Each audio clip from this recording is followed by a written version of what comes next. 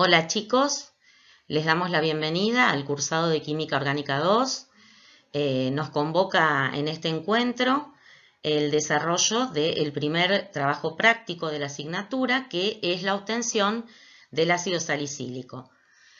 En esta primera diapositiva ven que hay un link que los va a dirigir a el video que desarrollaron los chicos de la cátedra para explicar un poquitito la técnica y mostrarles cómo es la técnica experimental para obtener el ácido salicílico, purificarlo y ensayar alguna de sus características y propiedades químicas. Bueno, vamos a comenzar charlando un poco acerca de los objetivos del trabajo práctico. En este trabajo práctico, como dijimos, vamos a obtener ácido salicílico a través de la técnica de saponificación del aceite de Gualteria o Gaulteria, ¿sí? Que es el salicilato de metilo, que es un éster. Vamos a saponificarlo, recordemos conceptos de química orgánica 1. Sabemos que la saponificación es la hidrólisis alcalina de los ésteres, ¿verdad? Lo vamos a obtener entonces a través de este mecanismo. Se va a purificar el ácido salicílico para posteriormente utilizarlo en la síntesis de aspirina, que es el ácido acetil salicílico. Y luego vamos a estudiar sus propiedades químicas. Bueno, el ácido salicílico, la estructura. Sería bueno, digamos, que para el trabajo práctico ustedes pudieran contar con la guía de trabajos prácticos para que esta presentación, esta breve explicación y reseña los ayude a poder leer la guía y poder entender, digamos, los distintos pasos de la técnica. El ácido salicílico es un hidroxiácido, ¿sí?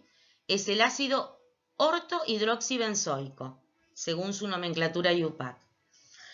Sabemos que el ácido salicílico como tal es raro encontrarlo libre en la naturaleza, ¿sí? Lo vamos a encontrar distribuido ampliamente en diversas especies vegetales a través de sus derivados. Un ejemplo de ello es un arbusto que se llama Gaulteria procumbens, de donde se obtiene el aceite de Gualteria.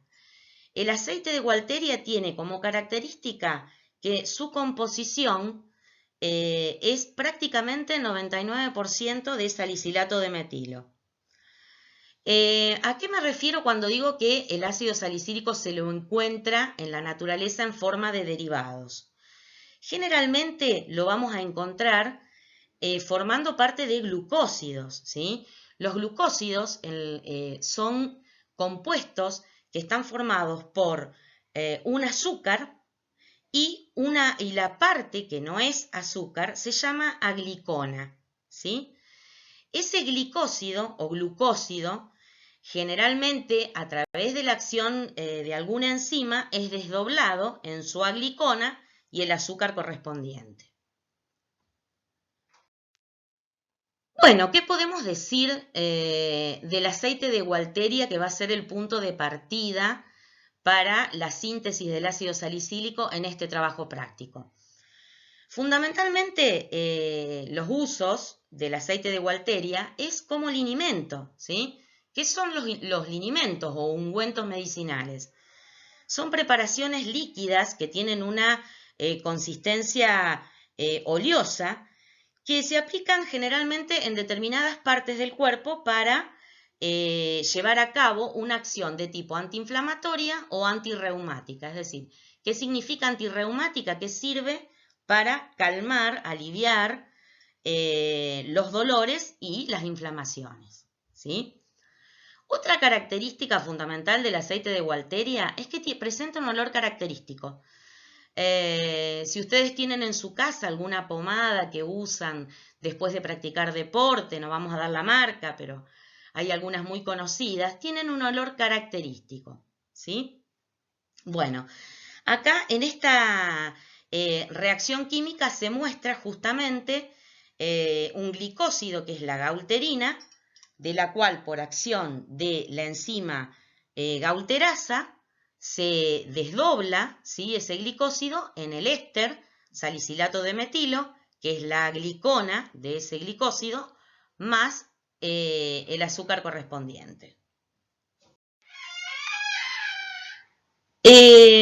Como para seguir un poquito charlando en esta introducción teórica que estamos dando en este trabajo práctico, otro glicósido interesante e importante es la salicina, ¿sí?, que se obtiene de especies vegetales como el Salix, que hace referencia a las distintas especies del sauce.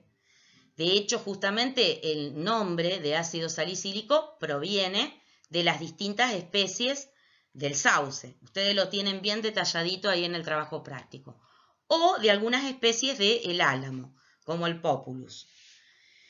Fíjense acá también que el glicósido salicina, a través de la acción enzimática de la emulsina, me libera la saligenina, que sería la glicona del glicósido, más una molécula de glucosa.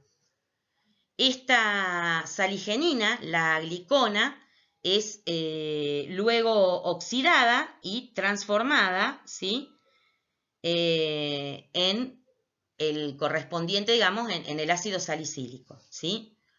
Por eso vemos que el ácido salicílico no se encuentra libre en la naturaleza, sino que se encuentra asociado justamente a estas moléculas que llamamos glicósidos, ¿sí? Pero, digamos, ya desde la antigüedad, ¿sí?, se conocía las distintas propiedades que tenían, ¿no es cierto?, estas especies vegetales en cuanto a sus acciones biológicas y fisiológicas. Por eso sabemos fehacientemente que el principio activo de todas estas especies, es decir, principio activo, ¿qué significa? El que lleva a cabo los efectos biológicos sobre el organismo, es el ácido salicílico, ¿sí?, cuyas tres principales acciones son antipirética, analgésica y antiinflamatoria. ¿Qué significa cada una de ellas? Bueno, antipirética significa que sirven para disminuir la temperatura, es decir, son antifebriles. Analgésico hace referencia a algia, que es dolor, es decir, sirven para tratar los dolores, y son también antiinflamatorios.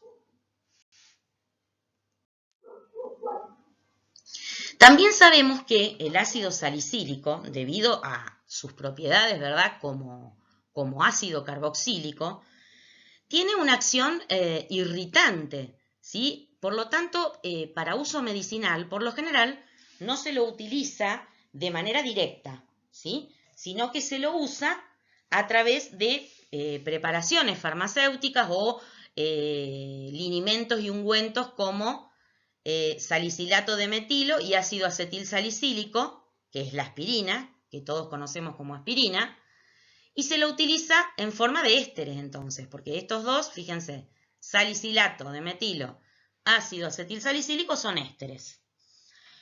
Solamente el ácido salicílico reserva su uso directo cuando se lo utiliza de manera tópica, es decir, de manera tópica el ácido salicílico suele usarse en dermatología como queratolítico, ¿sí? Sirve para tratar verrugas, callos en una determinada concentración que generalmente es el 10, el 20%. Bien, y acá, fíjense, en esta diapo tenemos lo que serían los tres ésteres fundamentales derivados del ácido salicílico que tienen algún tipo de uso medicinal. El salicilato de metilo, que es el que acabamos de charlar, ¿no es cierto?, que se utiliza como linimento. El ácido acetil salicílico, que se lo utiliza inicialmente, el ácido acetil salicílico se lo usaba, era el antiinflamatorio y el analgésico por excelencia. Actualmente, digamos, debido a que tiene acción irritante sobre la mucosa gástrica, el ácido acetil salicílico, la aspirina o aspirineta, se lo usan con fines de protectores cardiovasculares. ¿Por qué? Porque tiene una cierta propiedad de ser antiagregante plaquetario. Por lo tanto, evita que se formen trombos en la sangre, ¿sí? A través de esa acción. Y acá tenemos otro éster, fíjense, que es el salicilato de fenilo. Digamos que también se lo conoce como salol. El salicilato de fenilo se lo utilizó en un tiempo para recubrir comprimidos de ácido salicílico porque es estable en soluciones ácidas, ¿sí? Solo se hidroliza en soluciones alcalinas. Entonces, como se lo utilizaba para recubrir los comprimidos, en el intestino se desdobla, dando el ácido salicílico, que es justamente el principio activo, y fenol. Su uso en este momento está casi que ya no está difundido, porque obviamente al liberarse fenol, sabemos, digamos, que este compuesto tiene una acción tóxica sobre el organismo, ¿verdad? Bueno, ya vimos un poquito entonces una introducción teórica acerca de la utilidad, ¿no es cierto?, o cuál es el uso que le encontramos al ácido salicílico. Fundamentalmente, ¿sí? El ácido salicílico, nosotros en esta parte de la materia, lo vamos a usar para el segundo trabajo práctico, que es la obtención justamente de aspirina a partir de ácido salicílico, ¿sí? En este trabajo práctico, nosotros vamos a obtener el ácido salicílico a partir de su éster, el salicilato de metilo, partiendo de aceite de Walteria. ¿Cómo? A través del tratamiento del éster con hidróxido de sodio acuoso, para que se lleve a cabo su saponificación, es decir, su hidrólisis alcalina, ¿sí? Pensemos ya en la reacción química. Si yo estoy partiendo de un ácido y lo saponifico, voy a obtener, ¿sí? Estoy partiendo de un éster y le hago una saponificación o hidrólisis alcalina, voy a obtener un ácido salicílico y un alcohol. Luego vamos a acidificar el producto, que va a ser la sal del ácido, el salicilato disódico. Lo vamos a acidificar con ácido sulfúrico, de tal manera de dejar al ácido salicílico libre. Luego, como el ácido salicílico se encuentra impurificado, ¿sí? Con metanol, que también se forma en la reacción, y con agua también, lo vamos a purificar a través de un procedimiento de tipo recristalización, como ya vimos en Química Orgánica 1, que era un método de purificación de compuestos sólidos.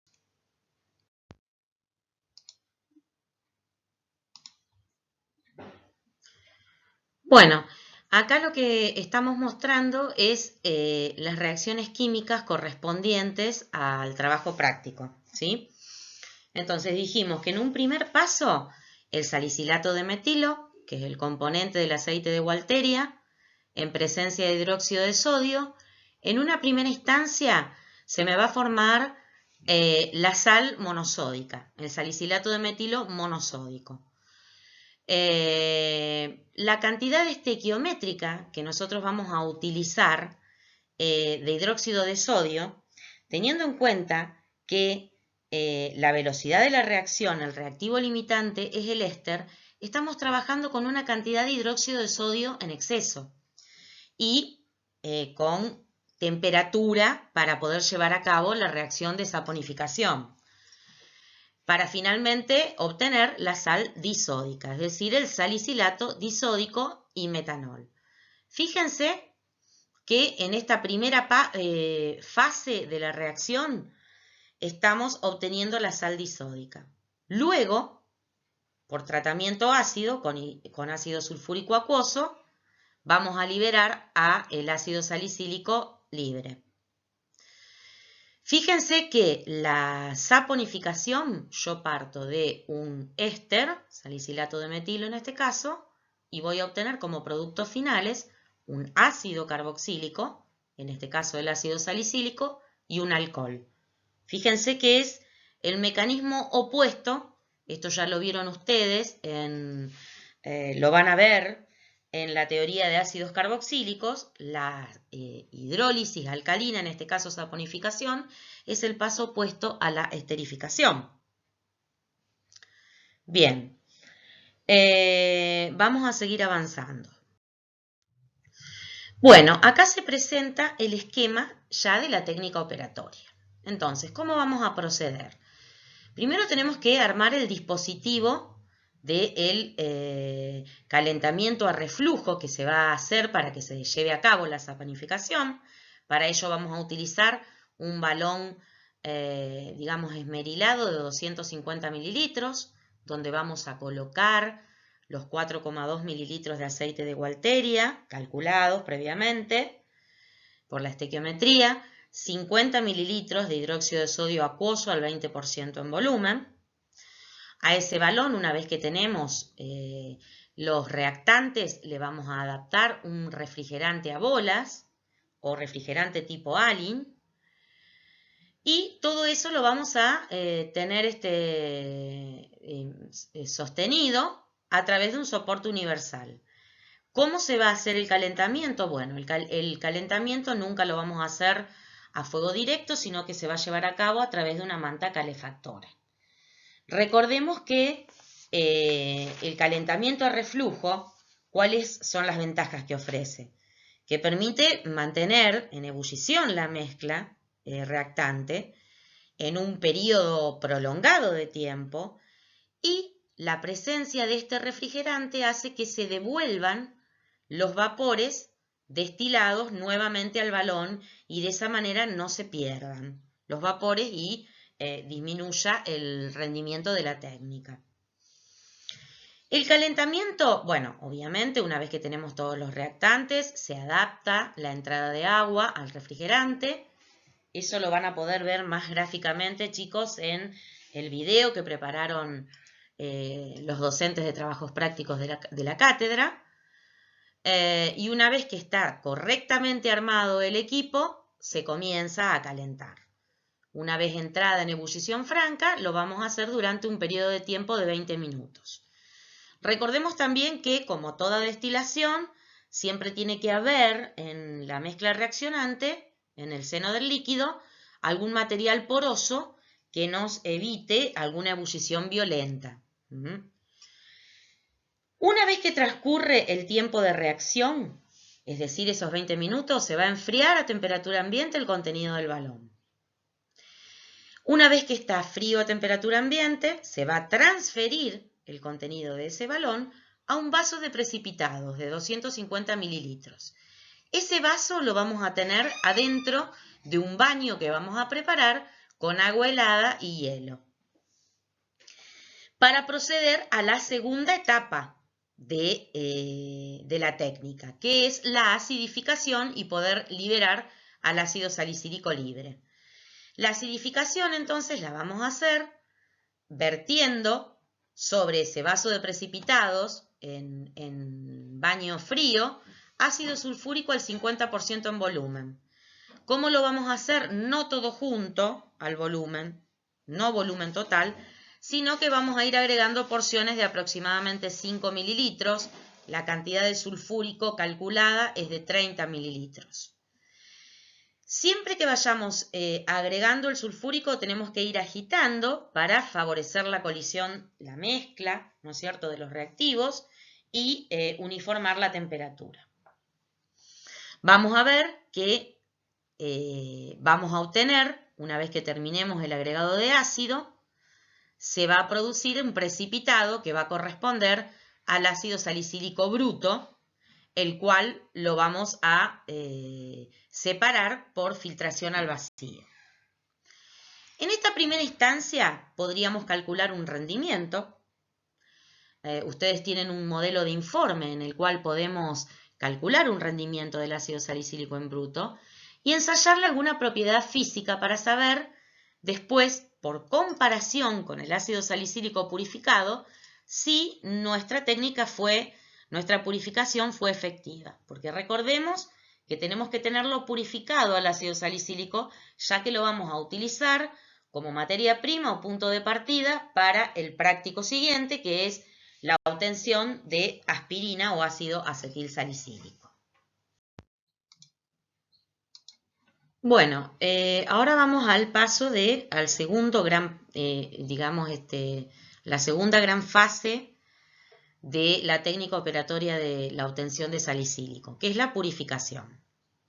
Dijimos que vamos a utilizar como técnica la recristalización, que es una técnica para purificar compuestos sólidos, sustancias sólidas, separarla de sus impurezas por acción de un solvente en caliente. Vamos a recristalizar en este caso al salicílico con agua destilada. En este paso vamos a obviar la elección del solvente. Recordemos, orgánica 1, que el primer paso antes de una recristalización era hacer los pasitos que llevaban a la elección del solvente, en el cual íbamos probando si se disolvía en frío, si se disolvía en caliente. Bueno, todo eso no lo vamos a hacer en este trabajo práctico porque ya sabemos que el agua cumple con los requisitos para la purificación por recristalización del ácido salicílico. ¿Cómo vamos a hacer entonces? Vamos a pensar en el paso anterior. Teníamos la masa de los cristales del ácido salicílico en un vaso de precipitados en bruto. Vamos a transferir la masa de los cristales a un Erlenmeyer de 250 mililitros. Esto lo van a poder observar bien en el video. Y ahí le vamos a agregar agua destilada a ebullición, aproximadamente 120 mililitros.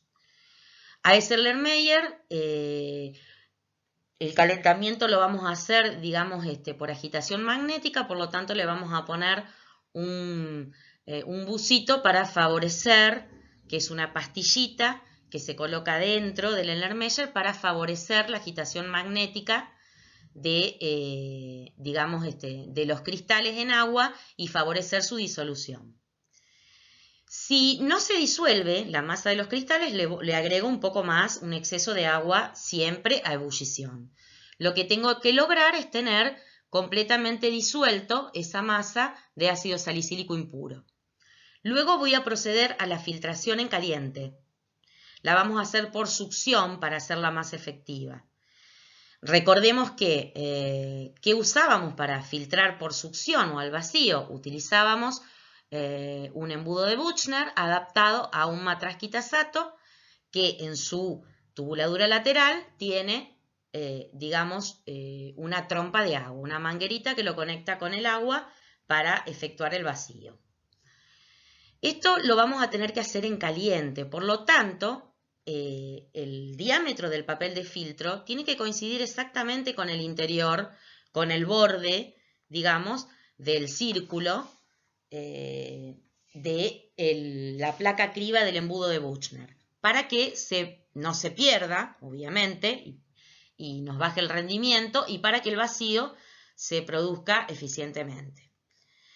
¿Qué va a pasar durante esta filtración en caliente? Vamos a estar filtrando un líquido, por lo tanto lo vamos a tener que hacer con sumo cuidado y también teniendo en cuenta de que por enfriamiento puede empezar a cristalizar el ácido salicílico de una forma que todavía no queremos, apurarse a cristalizar. Entonces lo tengo que tener disuelto. Entonces, una vez que efectúo la filtración en caliente, ¿sí? Si llegase a recristalizar el salicílico incipiente en la base del embudo de Büchner, en el papel de filtro, voy a agregar una mínima cantidad de agua caliente, y una vez que termino la filtración de todo lo que está contenido en el Erlenmeyer, ¿qué es lo que voy a hacer? voy ahora a trabajar, voy a tener todo mi material en el matraz Kitasato, ¿sí? Por lo tanto, ese filtrado del matraz Kitasato, ahora, ¿qué es lo que voy a hacer? Lo voy a colocar, voy a pasarlo nuevamente al filtrado del matraz Kitasato a un vaso de vidrio para efectuar la cristalización propiamente dicha, ¿sí? Es decir, vuelvo a cristalizar. Ahora lo que se me está cristalizando acá es el ácido salicílico purificado, el ácido salicílico puro. Como lo voy a observar, van a verlo ustedes a esto en el video, tiene forma de aguja, forma circular, brillosa, de color blanca los cristales. Una vez que se forman los cristales en el vaso de precipitado, voy a proceder a una segunda filtración, pero esta vez, ¿cómo la voy a hacer? La voy a hacer en frío. ¿Por qué? Porque mi producto se va a encontrar ahora en digamos, en el embudo Büchner, en el papel de filtro.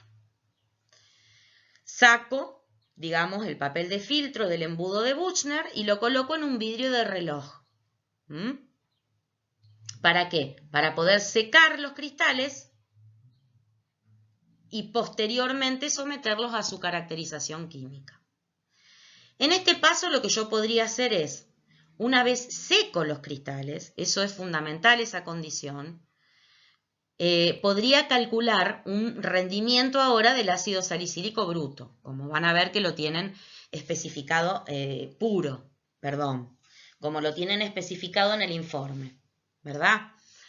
Y también podría determinarle el punto de fusión. Recordemos que es una propiedad física, el punto de fusión, que permite caracterizar a una sustancia, a un sólido cristalino, y me da idea, digamos, lo puedo analizar con dos criterios, con un criterio de pureza y con un criterio de identificación. Con un criterio de identificación, el ácido salicílico tiene un punto de fusión que está entre los 159 y los 160 grados, ¿sí? Y con un criterio de pureza, si yo veo que comparo el punto de fusión inicial y el punto de fusión ahora del ácido salicílico purificado ha disminuido y está en la cercanía de los 159-160 grados, podemos decir que con la recristalización lo hemos purificado. De todas maneras, esto, digamos, lleva trabajo porque tiene que el agua, si no está completamente seco, el agua puede actuar como impureza y no servirnos, digamos, esta determinación. Muchas veces en química lo que nosotros hacemos es someter a mi producto de síntesis, que en este caso fue el ácido salicílico, a pruebas químicas, a ensayos químicos que me permitan caracterizar a su grupo funcional. Observar cuáles son las reacciones características del ácido salicílico. Vamos a seguir avanzando. Bueno, proponemos para este trabajo práctico 4 propiedades del ácido salicílico: la decarboxilación, la esterificación, el ensayo con cloruro férrico y la reacción con bromo. Si nosotros observamos, tengan siempre a mano la guía, ¿verdad? Si nosotros observamos, empezamos por la técnica de decarboxilación, ¿qué es lo que va a ocurrir? Cuando el tubo que va a contener el ácido salicílico en bruto, ¿sí? Vamos a poner una pizquita del ácido salicílico, lo vamos a calentar y lo que tenemos que observar a la salida del tubo, con cuidado por supuesto, porque lo que se va a desprender es fenol. Si yo al ácido salicílico le saco, lo decarboxilo, ¿sí? ¿Qué se libera? Dióxido de carbono y me va a quedar fenol. El fenol lo experimentamos, digamos, a su presencia, un olor característico que tiene que nos hace acordar a la témpera, a las témperas. El ensayo de esterificación también es un ensayo que recurre a comprobar olor. Por eso estos dos van a ver que no están en el video, porque bueno, digamos que no podemos comprobar el olor a través de un video. Pero normalmente en el laboratorio presencial hacemos estos ensayos también. Yo ahora tengo ácido salicílico, ¿sí? Si yo, digamos, a una pizca de ácido salicílico le agrego metanol y ácido sulfúrico, estoy haciendo la reacción inversa que lo que hicimos anteriormente. Estoy esterificando, ¿sí? Y por lo tanto el producto va a ser salicilato de metilo. ¿Cómo lo voy a evidenciar? Voy a sentir ese olor característico a las pomadas y a los ungüentos que nos ponemos, digo, ¿no? Que utilizan mucho los deportistas para calmar los dolores musculares. Y hay otros dos ensayos, que son el ensayo con el cloruro férrico y la reacción con bromo, que estos sí son ensayos químicos. El ácido salicílico tiene un grupo enol. Ahora lo vamos a ver, vamos a explicar muy brevemente los fundamentos de estas reacciones. Reacciona el cloruro férrico con los grupos enoles. El ácido salicílico presenta un grupo enol, es decir, un grupo funcional que es una mezcla o un híbrido entre un doble enlace y un oxidrilo. El cloruro férrico o cloruro de hierro 3 reacciona con los grupos enoles y se observa un complejos de coordinación que tienen por lo general una coloración violeta. Todas estas propiedades del ácido salicílico se ensayan, se hacen en tubos de ensayo para comprobar que, digamos, lo que obtuve fue justamente en el trabajo práctico ácido salicílico. Otra reacción que puede dar, que también se hace en tubo de ensayo, es la reacción con agua de bromo, ¿sí? La reacción con agua de bromo no es ni más ni menos que una sustitución electrofílica que hacemos en el ácido salicílico, que va a dar como resultado la formación de un precipitado blanco correspondiente al 2,4,6 tribromofenol. En cuanto a la técnica operatoria, el trabajo práctico, digamos, acá termina. Es decir, obtuvimos el salicílico, lo purificamos y lo caracterizamos. Si todo anduvo bien, vamos a tener el ácido salicílico listo para poder hacer el trabajo práctico número 2, que es la obtención de aspirina. Repasemos un poquito, digamos, del apéndice que tienen ustedes al finalizar la guía de trabajos prácticos, algunas reacciones interesantes en el TP. Fíjense que acá tenemos la decarboxilación del ácido salicílico. ¿Qué es lo que ocurre durante la decarboxilación? No es ni más ni menos, fíjense cómo es el mecanismo. Es un mecanismo de tipo sustitución electrofílica aromática, donde ¿quién es el electrófilo? Si yo observo el ácido salicílico. Recuerden que para decarboxilarlo solo tenía que calentar el tubo de reacción. En esas condiciones y por la presencia de este oxidrilo fenólico, que lo que hace es estabilizar al complejo sigma de la sustitución electrofílica, ¿qué va a ocurrir? Una sustitución electrofílica donde el electrófilo es el hidrógeno, que fíjense que actúa como protón y usa este par de electrones del doble enlace, se engancha acá, acordémonos de aromáticos de química orgánica 1, y se me forma el complejo sigma. ¿Qué va a pasar? Como tiene un par de electrones libres ese oxidrilo, puede estabilizar al complejo sigma. Y por lo tanto, una vez ya sabemos cómo son los pasos de la sustitución electrofílica, primero, digamos, se forma por el ataque del electrófilo, se forma el complejo sigma, y luego, donde el compuesto pierde la aromaticidad, y luego se recupera la aromaticidad. Fíjense, ese par de electrones viene acá a recuperar la aromaticidad del anillo bencénico para darme como producto el fenol y se me va una molécula de dióxido de carbono. Por eso la reacción se llama decarboxilación.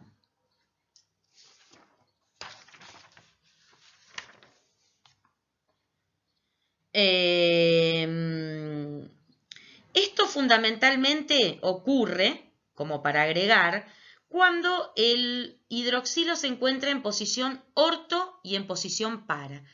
En esas posiciones hay decarboxilación porque puede haber deslocalización favorecida por la estabilización del par de electrones del oxidrilo fenólico. No ocurre, digamos, en la posición para esa sustitución electrofílica. Por lo tanto, si yo quisiera decarboxilar al isómero meta del benzoico sustituido, necesitaría de condiciones mucho más drásticas, ¿verdad?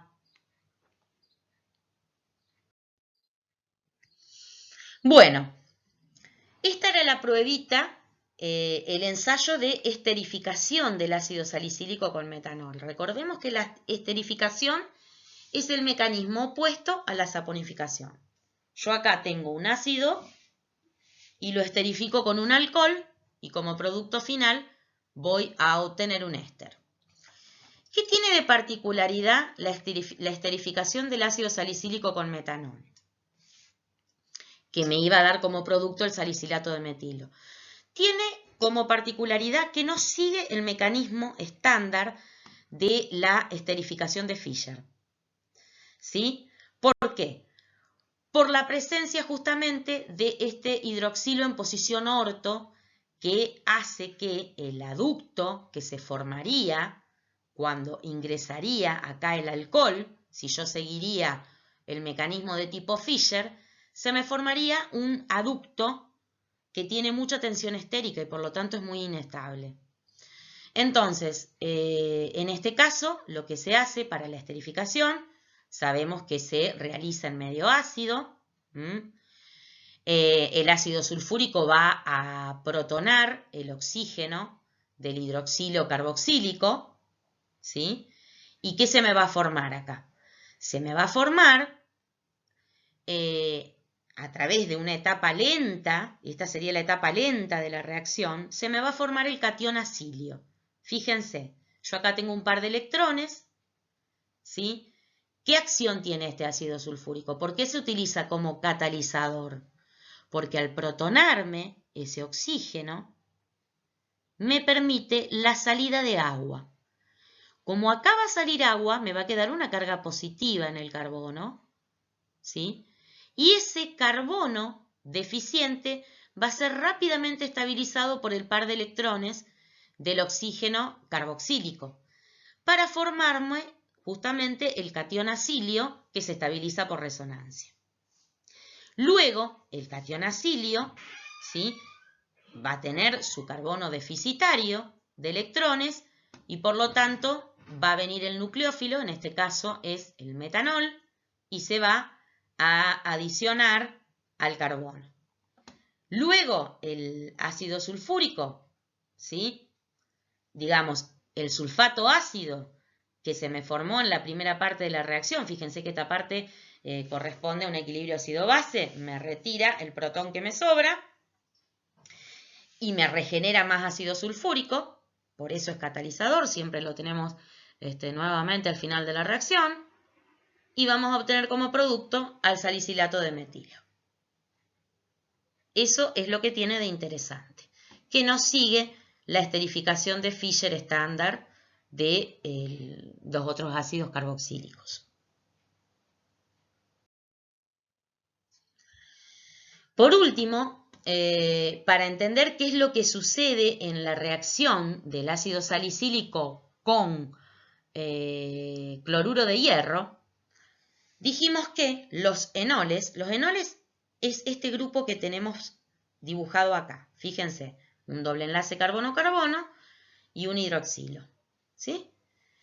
Fíjense, si yo observo el ácido salicílico tiene un grupo enol. Acá tengo el N, y acá tengo el ol. Bueno, acá tengo dibujada la sal, ¿no? Pero supongamos que acá tuviese el ácido salicílico protonado, ¿sí? Acá tengo un grupo enol, en-ol, en el ácido salicílico. Con el hierro 3 dan complejos coloreados que no se sabe exactamente la naturaleza de estos compuestos coloreados, no está muy clara, pero ya alguna bibliografía propone, fíjense, estas estructuras que mostramos en la diapositiva. Acá tenemos un complejo a donde tenemos el hierro 3 en el centro de la estructura y tenemos, es un hidrato del hierro, ¿sí? Tenemos como ligando al agua y el hierro 3 coordinando con el oxidrilo y con el grupo carboxilo de los ácidos benzoicos sustituidos. Acá tenemos otra estructura propuesta donde tengo un hexaacuo hierro de hierro 3 que con el salicilato dianiónico me forma este complejo, este tetraacuo de hierro más 2 agua. Estos complejos de coordinación con el hierro 3 por lo general presentan una coloración violeta porque absorben fuertemente la luz verde.